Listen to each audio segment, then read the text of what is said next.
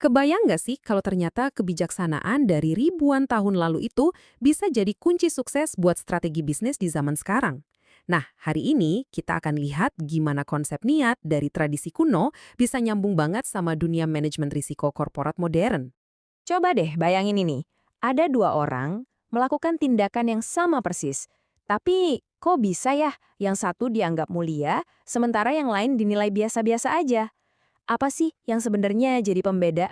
Jawabannya ternyata ada di sesuatu yang gak kelihatan. Niat. Sebuah perjalanan hijrah misalnya. Itu bisa jadi sebuah pengabdian spiritual yang nilainya luar biasa. Atau ya sekedar perjalanan bisnis buat cari untung. Tindakannya sama, tapi nilainya, wah, jauh banget bedanya. Itulah kekuatan sebuah niat. Oke, sekarang kita lompat dari kebijaksanaan kuno langsung ke ruang rapat modern. Gimana sih cara perusahaan-perusahaan besar mencoba membaca masa depan yang penuh dengan ketidakpastian? Nah, selamat datang di dunia manajemen risiko. Ini bukan cuma soal gimana caranya menghindari masalah loh, tapi lebih ke seni untuk melihat peluang di tengah badai ketidakpastian.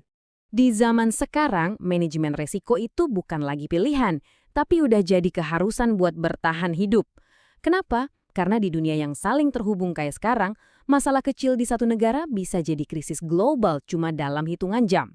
Tugas utamanya adalah memetakan semua kemungkinan buruk yang bisa terjadi, mulai dari salah langkah strategis jangka panjang sampai ke gangguan operasional sehari-hari yang kelihatannya sepele tapi bisa melumpuhkan seluruh perusahaan.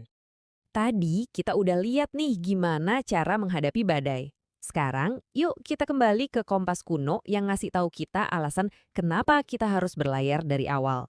Dalam tradisi Islam, ini dikenal sebagai niat. Anggap aja ini kayak software atau DNA spiritual dari setiap tindakan kita. Niat inilah tujuan di belakang layar yang menentukan sebuah perbuatan itu punya nilai atau malah hampa. Ada sebuah ajaran yang saking fundamentalnya sampai disebut sebagai sepertiga dari seluruh ilmu. Intinya sederhana tapi dalam banget. Setiap perbuatan itu tergantung niatnya. Kamu bakal dapat persis seperti apa yang kamu niatkan, bukan cuma apa yang kamu kerjakan. Artinya apa?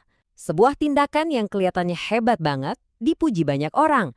Bisa jadi nilainya 0, kalau niat dibaliknya keliru. Niat itu ibarat hakim terakhir yang nggak bisa kita bohongi. Dan ini bagian yang luar biasa.